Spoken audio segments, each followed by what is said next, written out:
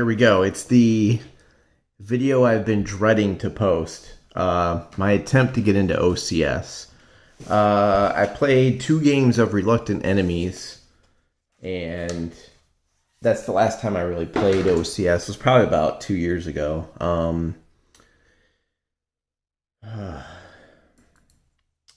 I understand what the series is trying to do, and I get it. It really goes down into thinking ahead and facing the trials of what was back then modern day warfare with supplies and supply chains and things like that. I'm a big East Front fan, so in terms of the rules, I think I can grok most of them. However, there's several statements about supplies over and over again that confuse the hell out of me. So I just want to go over a few things. Listen to my vid and then let me know if I'm wrong or right. This won't be a play video or anything like that. This is the setup for the intro scenario that comes with Smolensk Derailed. It's a very simple solitaire, 1 turn only. The German player must... I left the hedgehogs on top here because I wanted you to see how hard this may be. And if anyone's actually cracked this scenario, let me just drop a note in the comments and say, yeah, I did it. Don't tell me what you did, but just, let me know. I guess kind of just give me some hints, because I don't know how in 1 turn you're supposed to... This has got a hedgehog, right? You have to take 2 of the Vitesse... Yeah, I have fun saying that. Vitesse... Woo! Vitesse... Yeah, that's... Yeah. This city... It's late at night on a Sunday. You have to take both these hexes. So, I'm not really sure... And you have to do it in 1 turn, which is interesting. And these tweezers aren't cooperating with me tonight. Also, it's been a while since I've had to use tweezers because I'm used to a little bit bigger hexes and counters, but this ought to be interesting. So I know about the stacking requirements when you do Fog of War with a live opponent and all that stuff. I'll probably won't be worrying about that too much. I know that the step loss goes under the unit, but if you see me in the video with the skulls on top, it's just because it looks cooler, and it reminds me that there's a step loss unless the stack gets super big. So in 1 turn, I have to take both of these. I'm not really sure how that can physically be done, if that's possible. So this should be interesting. A couple of questions I have are, how the hell am I supposed to do that? I mean, I guess you're hoping for some sort of a retreat result to okay, so maybe a move.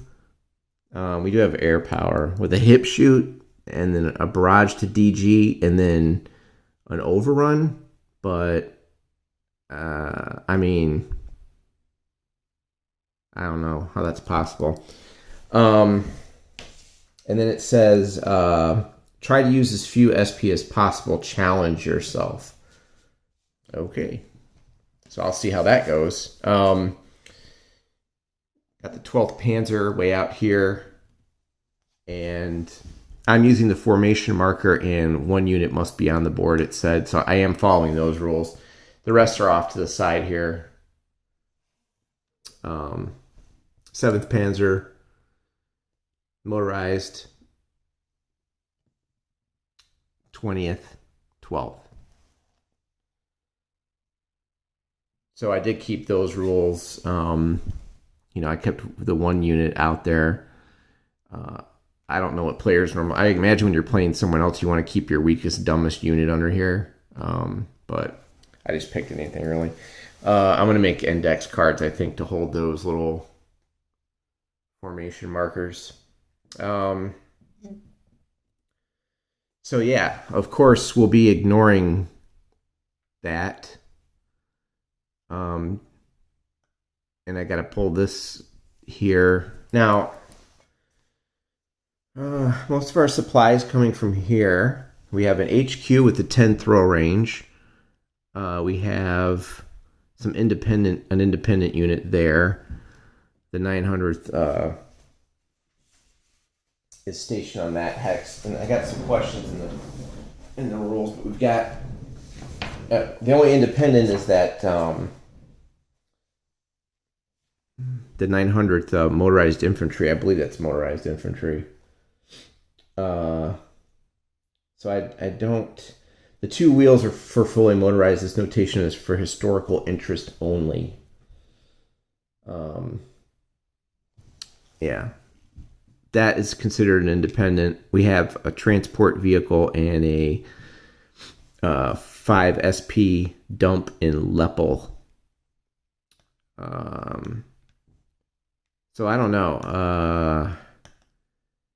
My initial thought was to move the HQ out, then have it throw, but you have to be within 5. But I got to do all this. I only have one turn to do all this, so I'm not really sure mathematically like how this is supposed to work. So if anyone actually has any clue, let me know. The questions I have are this. There's some weird statements about supply that I don't get. I kind of get most of it. So in the supply phase, you have to do trace supply. So not only do combat units have to spend supply to attack, but everyone has to trace supply. I'm assuming trace supply is like normal supply line calculation. And then you spend supplies to attack. You spend fuel to move. And I know the certain units, et cetera, et cetera. The question I had was, there was a weird statement about HQs. So in the summary on the back of the rule book, supply summary.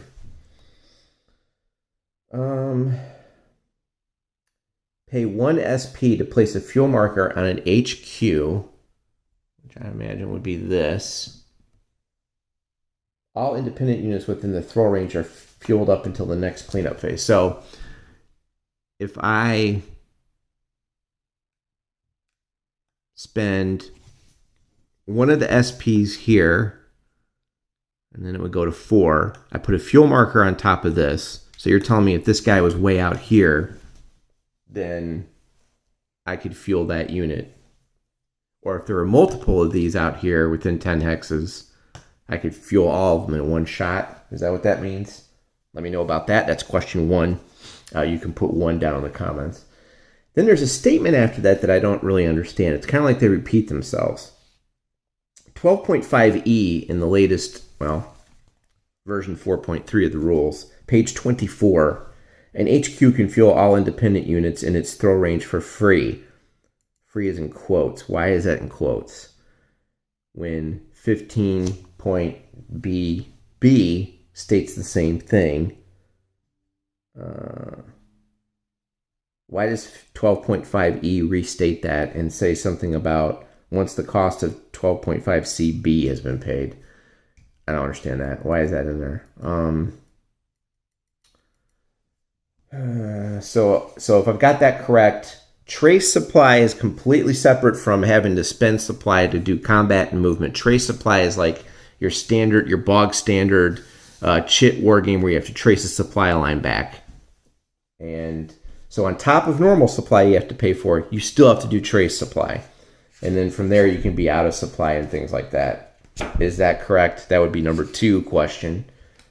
And then finally, there's a very confusing statement in here that I don't understand why it's in here. Hold on one sec. I gotta find it. I should have marked it. Now I can't find it. Give me a second. This is late at night. This is kind of an impromptu video before. I'm not going to play on camera either because there's no way I'm going to subject myself to the torrent of YouTube comments that I will get. I'll pretty much play off camera and then show you what happens. I'm not that stupid. There's no way. There was a statement saying that a unit that pays for fuel does not need to... Damn it, where was that? I should have bookmarked it. 12.5b on page 24. Combat units needing fuel to move do not need fuel to attack, defend, barrage, retreat. Why did they put that in there? Because combat units needing fuel to move do not need fuel to attack. Why is that statement in there? They need supplies to attack. Are they saying that some people accidentally pay 3 times? So that would be question 3. Why is that statement in the rulebook?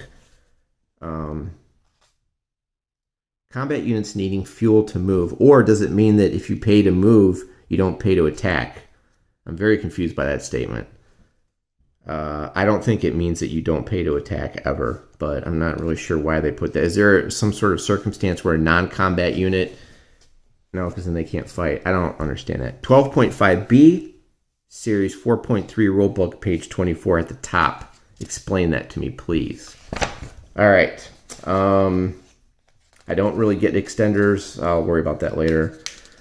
I have the basics of supply down. Barrage looks cool, even though I know a lot of people don't like artillery in this game for some reason, but I'm going to try it. I got a sweet little artillery unit in each one of these formations. I'm going to put it right outside this town. I'm going to bombard the hell out of that town. We're talking Dresden-like explosions on that bad boy. We'll see what happens. And I know that barrages can't wipe out a hedgehog. So we need a spotter, which means I have to put someone next to it, which is weird. Yeah, that's going to be interesting. Spotting does not affect barrage versus facility table.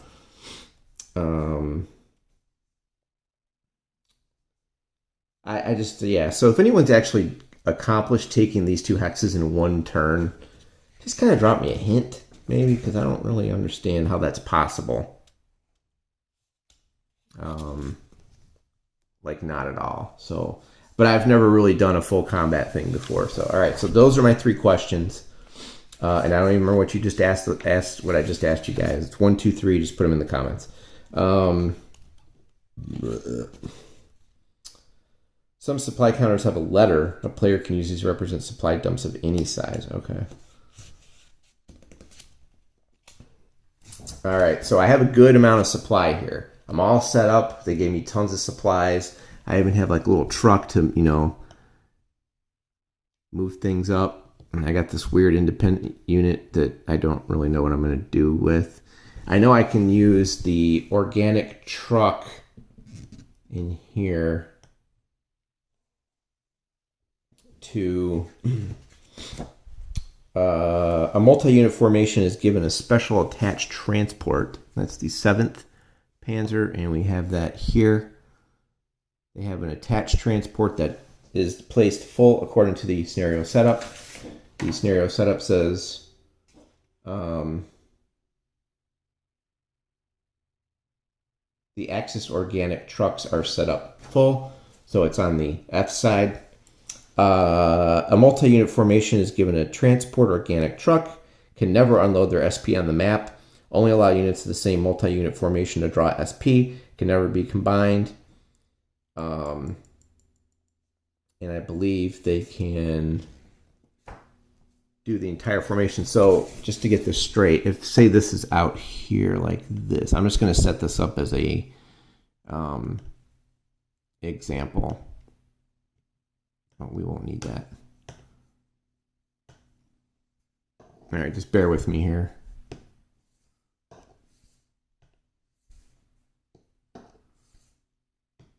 But what's the range on this? So that's what I had a question about. Do they have to be in the same? What's the range of this? If you try to, oh, you can't throw it, can you? Wait, how does that work? Do I have to have an H? I'm confused now. Now I've actually just confused myself. Would they have to fuel first? Pay 1 SP to fuel a multi-unit formation. To mark this, flip the formation marker to the fueled side. If all the units are not using the same HQ for supply throw, apply this thing. Okay. So do they have to be stacked? Then you fuel up, right? 1 SP. That's all that carries. Then this goes to fueled. All these guys are fueled up. Then they spread out of the stack and move out. Right? Because this doesn't have a throw range. That's question 4. If you can answer that, just tell me if that formation example is correct. Then they spread out and they get fueled and they spread out. Or do people commonly move them in one big stack? Or should I just keep them in one stack? I don't know. It's very confusing. I'm very confused by this. I'm not confused, but like what's the strategy in this game? Like what pays off, I guess. I know I'm supposed to find out on my own, but I'm just kind of rambling here. So let me know if that's right, because these don't have a range. I just realized that. They would have to stay stacked. Good God, this stack is ridiculous. Pay the SP, so the truck becomes empty, or the transport point. That gets a fuel marker. Then they can move.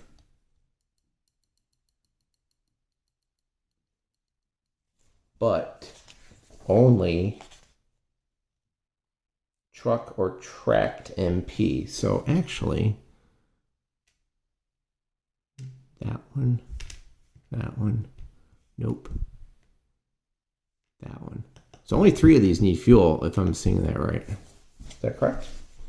So maybe the infantry can just kind of, the motorized infantry can just kind of, leg units have a white MA, yeah. Truck have black, track. Okay, so only these guys would need the fuel then. The rest could just split off on their own. Yeah, so let me know how that works, because the truck doesn't have a throw range. Now, I could see where this bad boy, say you pick one, he'd have to be in move. Oh, shit. He'd have to be in move mode, right? Damn it. Say they're zipping along like this, and then I don't know how I would do that either. They would have to get from the same HQ. So eventually, either way, these guys would have to have fuel to move out of the stack. So, or say the truck had not used its fuel point yet. The headquarters lands on the truck, right? These guys were out here. Okay. And I'm like, shit, I need to get this armor up there for the 7th Panzer. They have to get from the same HQ. Truck flips over, uses its point. HQ takes the point, throws it out to the armor. That goes on top. Is that the way that's done? Those are my OCS questions. I'm just trying to figure out how the hell I'm supposed to get these 2 hexes in one turn. Now, these guys, I don't even know why they had me bother putting these on the map, because the Russians don't even get a turn. So is there some reason these guys are up here? Like, why are these on the tape? Like, why are these on the board? Is there something I don't know about? Like, what's the point? If the Russians don't get a turn, why bother putting those out there? Or is there some crazy thing that could happen where I could capture their supply truck and then, I don't know, but whatever. So yeah, I'm not sure why that stack's even on the up there. Not sure. All right, so those are my questions. This video's gone on way too long. If you could answer them in the comments, feel free to do so.